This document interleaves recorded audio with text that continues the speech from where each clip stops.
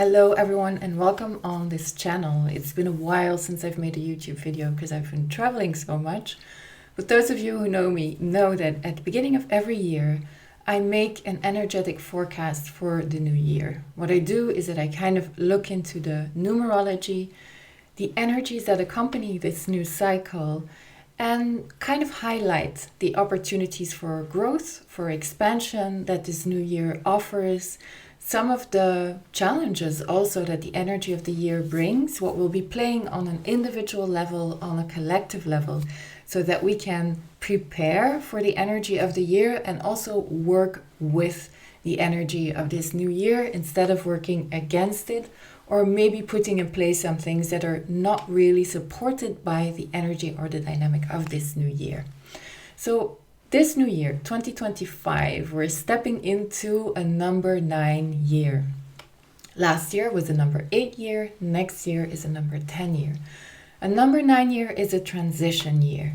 This means that we are simultaneously letting go of part of the things that have been part of our lives for this last cycle of 9 years or 10 years. So some habits that were anchored, some ways of doing things, some aspects and parts of our lives that seemed like they were set in stone will shift and change, and we will completely let go of them. And this will seem completely natural and not traumatic to let go of those things. And then on the other side, new experiences, new ways of doing things, new friendships, energies, opportunities are coming into our lives. So we are in this portal space between the old and the new. And we are death doulas and birth doulas at the same time in a way. And this is something that will be useful to practice because it's a cycle, a much larger cycle that we're stepping into as a collective, as a community, the community of humanity, the community of this planet, because we have entered into a cycle where Pluto has entered Aquarius. So this happened on the 19th of November last year. And what this means is very deep alchemy and very deep transformation. It means that the foundation of our life on Earth, of the way we view ourselves as a human community, the way that we function, will be completely pulled into question, reviewed, changed, and very, very big shifts will happen in the way on how we relate to each other and how we live together as a community in this coming cycle that just started. And so this will be very true this year particularly as well, because we are in a number 9 year. So next year, number 10, we are really stepping into, so 2026, we are really stepping into a new phase. This year, we are between the old and the new.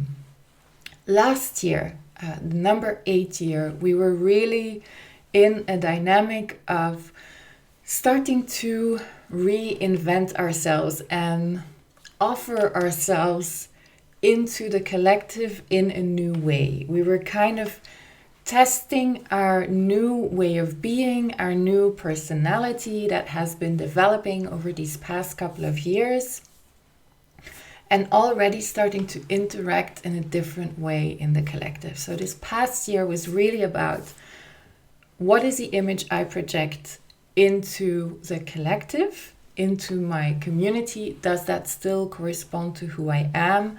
How do I translate? How do I communicate myself in such a way in the collective that people understand the person that I am today?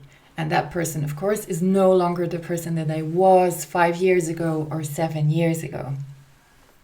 So this year is all about really laying the groundwork for a completely new way of being and a completely new phase in life. And that means letting go of a lot of things this year. So some relationships will drop away, some friendships will drop away, some activities, some work opportunities or work situations will completely shift or we will step out of them, but it will be the result of our internal evolution these last couple of years. So it will be completely a natural transition and it will be non-traumatic. And at the same time, we are already preparing for the energy of the Phoenix that will really accompany the last part of 2025 and prepare us to fully step into this new cycle in 2026. And that means that alongside the things that are falling away, that are dropping away, new opportunities are coming into our lives. And this is really a year where you are encouraged to test new activities, new friendships, new ways of doing things, new ways of moving forward, new ways of communicating, of relating, of connecting to the external world. And this is a year where you will be taking stock of everything that is part of your life and really see the parts of your life that are functioning, that you want to maintain, that you want to keep, and the aspects of your life that have to change. Adaptability to change will be super important in this number 9 year. Because of this energy of the closing of a cycle, it can feel like a crisis year if you resist change. If you're willing to go along for the ride, if you're willing to accept change and really surrender to all the movement that will happen this year, then it will be a very positive year of change for you. The tarot card that symbolizes the energy of this year is the card of the Hermit. Now, the Hermit can be interpreted in two ways. When you think of a hermit, you can either think of this old, kind of dirty, old man living as a recluse in a forest, in a hut, in a cave, completely out of touch with reality, maybe even a little bit confused psychologically and mentally, completely out on his own by himself, but as an escape from reality, as an escape from the collective. So that is one way to experience the energy of this year. And it is something that we will see. Some people will feel so overwhelmed with what is happening in the world, so overwhelmed with what is happening in their own inner world, because number 9 years are spicy years. They're very alchemical. To be able to be reborn, we have to be able to go into the depths of our being and really see all those aspects of ourselves that we don't want to see. So when I think of this, I think of the energy of the Scorpio as well. And a Scorpio venom can be very toxic, it can be deadly, and it can be used as medicine. So that is true for our own energy and our own being as well. Either we are willing to go into the depths and in those hidden parts of ourselves, those parts that we don't really want to see, behind those parts lie hidden the biggest gifts of our being. And by doing that, we free ourselves and we resurrect our true selves by really going into the depths of our being. When we don't do that, when we run away from ourselves, when we refuse to see certain things about ourselves, what happens is that we become toxic to ourselves. We create a fake persona and a fake identity, and we live from a space that is not really us. And when we do that, we actually become poisonous to ourselves. On the other hand, when we free our true frequency, our source frequency, and we express this freely into the world, we become a medicine, not only for ourselves, but also for our environment, our families, and the collective as a whole. So that is one of the big messages of this year. But what we will see is that people who have had a lot of trauma, or people who don't have the inner resilience yet, or the strength to deal with the intensity of the world and the intensity of this shifting collective, will start to increasingly withdraw and start creating situations of reclusiveness. They will Some people will start to cut themselves off entirely from their friends, from their family, from their connections, from their community, and completely withdraw within themselves. Other people will escape into toxic habits to escape from reality, like alcoholism, drug abuse. Another escape, and that is really making a rise in humanity today, and that is something that we have to be extremely mindful of as a conscious human collective, is that fanaticism is on the rise. And why is that? It is because ideological, political, or religious fanaticism offers a very clear structure and very clear boundaries on what people should believe and what they shouldn't believe, on what is real and what isn't real, on what is the path to salvation and what is not the path to salvation. And this is very tempting to people who feel afraid, people who feel confused, and people who kind of want absolutes to be able to wall off their reality and make their reality a little bit smaller to make it feel safer. Of course, this safety is an illusion. It is not a real safety. But that is something that we will see very much in this coming year as well. People who will be more religiously, ideologically fanatic, or who will buy into these religious, spiritual, ideological, dogmatic movements just because it feels safer that an external source limits the reality and kind of boxes in, kind of walls in the person. It gives a false sense of safety. Of course, we know that there are no absolute truths, and that this is actually something, especially with this energy of Pluto in Aquarius, that is just not sustainable. So all these structures will also start to crumble. All these very dogmatic and rigid thought structures. But for a while, the rigidity of thought will be very tempting to a lot of people who feel unsafe. Now, the other side of the hermit, of course, is the image of the sage on a mountain. The person that has very intentionally and purposefully withdrawn himself or herself to go within in a very conscious, intelligent, wise manner, to go into the depths and to really listen to what is there. And that is the other message of this year. So that gives us a path to move forward. And this is something that we will need to practice to really integrate. The energy of this year and the lessons of this year is find moments, pockets of time where we can withdraw, where we can go within, where we can meditate and be with ourselves. So silence, meditation, retreat, moments of just being alone with our own energy are very important during this coming year. So we really need to create that balance for ourselves of being part of the collective, of inserting ourselves into the collective in an intelligent way, and finding moments where we can withdraw, go within, and really check in with ourselves.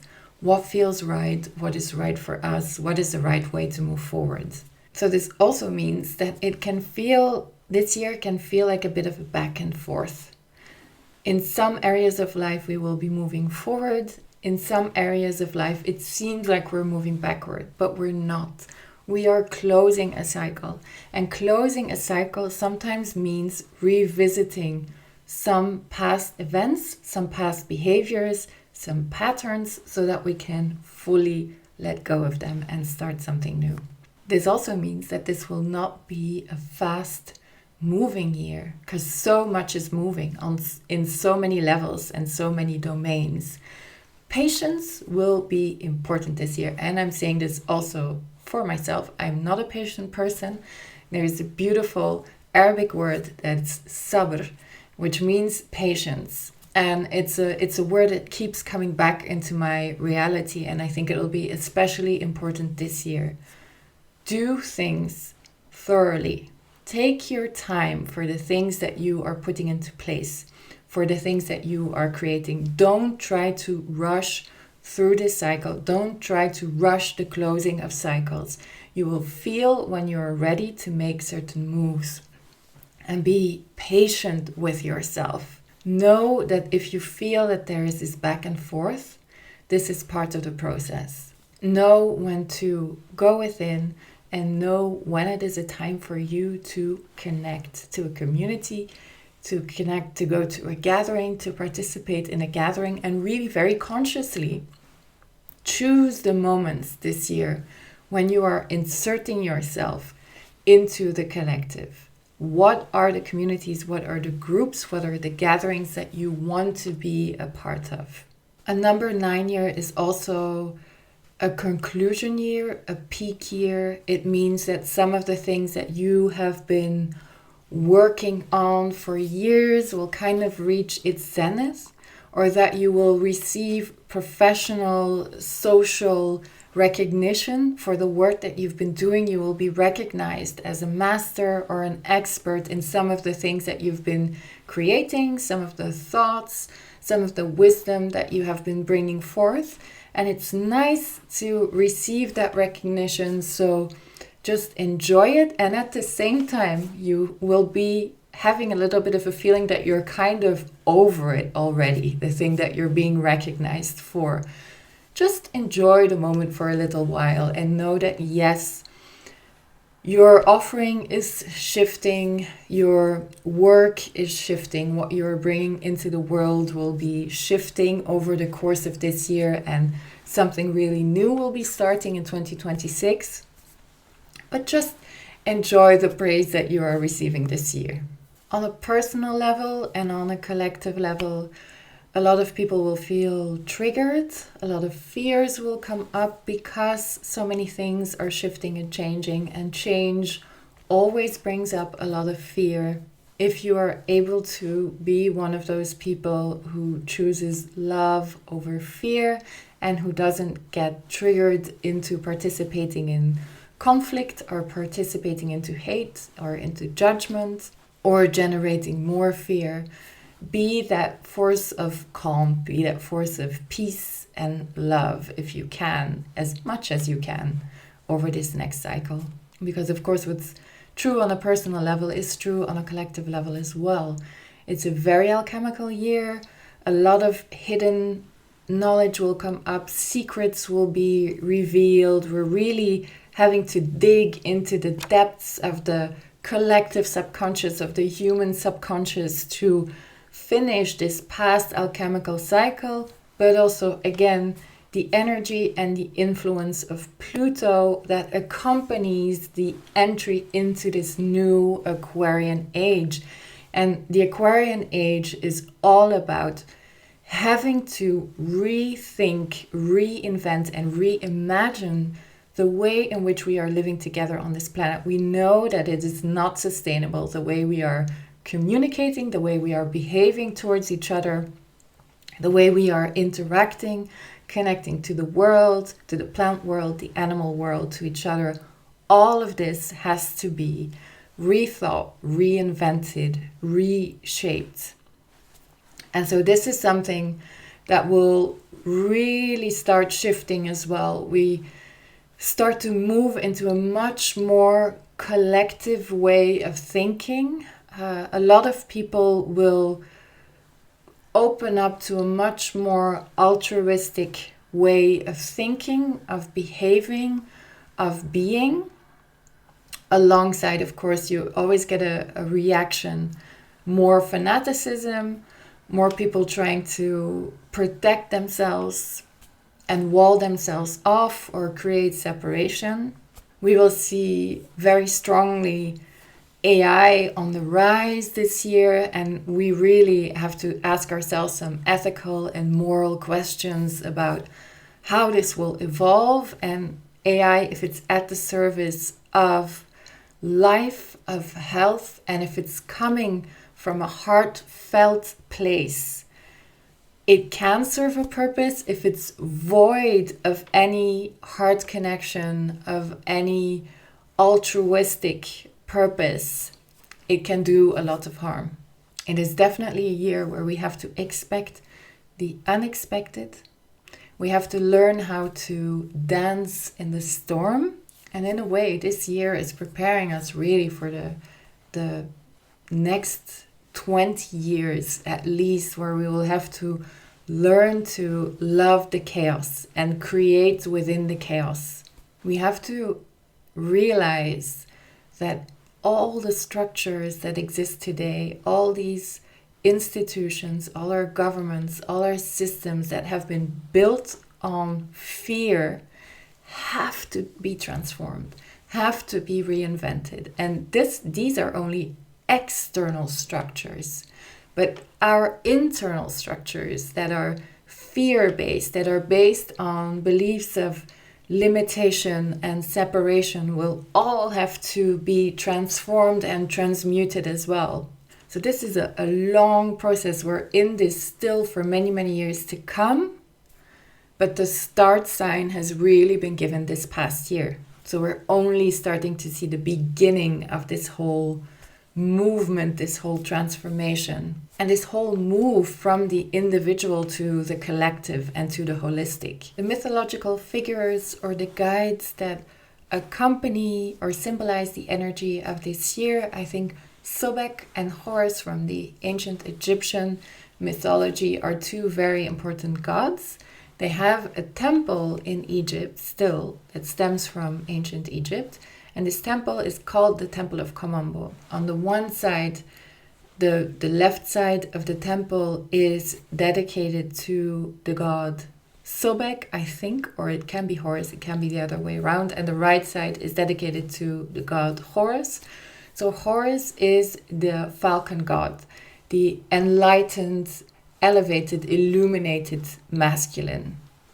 Sobek represents our subconscious. He represents all the fears, the darkness, the primal instincts within us.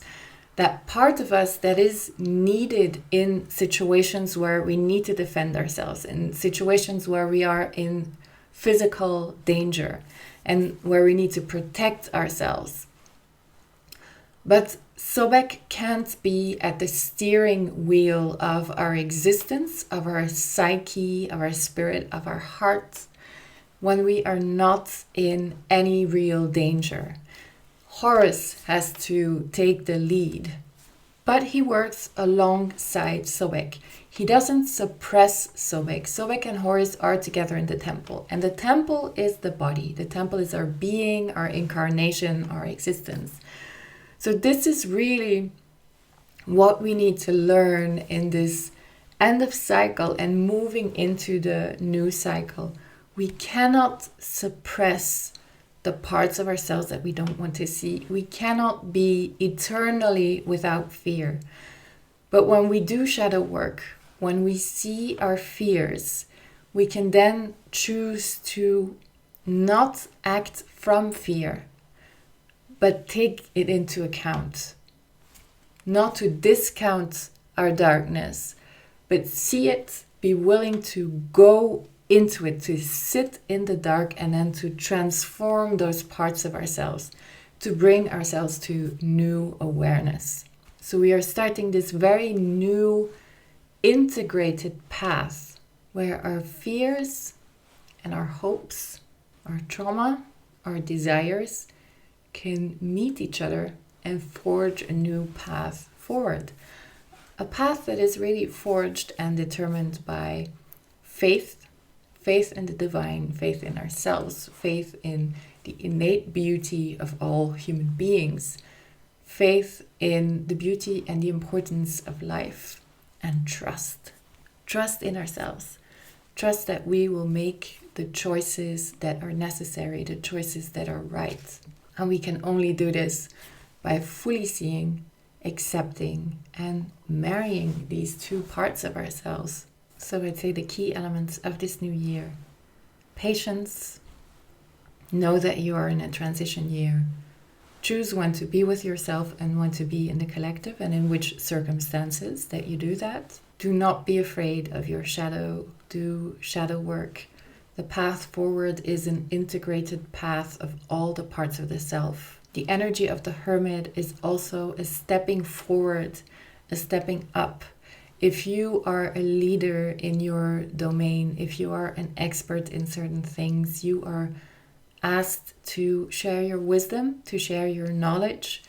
If you have the wisdom to embody a path of the heart, a path of nuance, a path that brings people together and that actually creates unity instead of more separation, then you are asked to step up and to be a leader. One of the energies of the Hermit is leadership from a space of wisdom and deep embodied experience. Communities are looking for a new kind of leadership.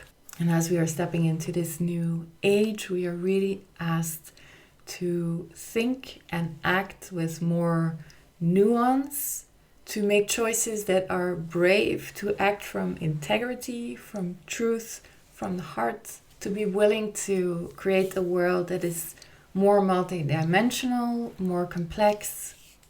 So it's a year also of deep listening to what that looks like, what the structures of the future look like, what humanity really needs to thrive on this planet.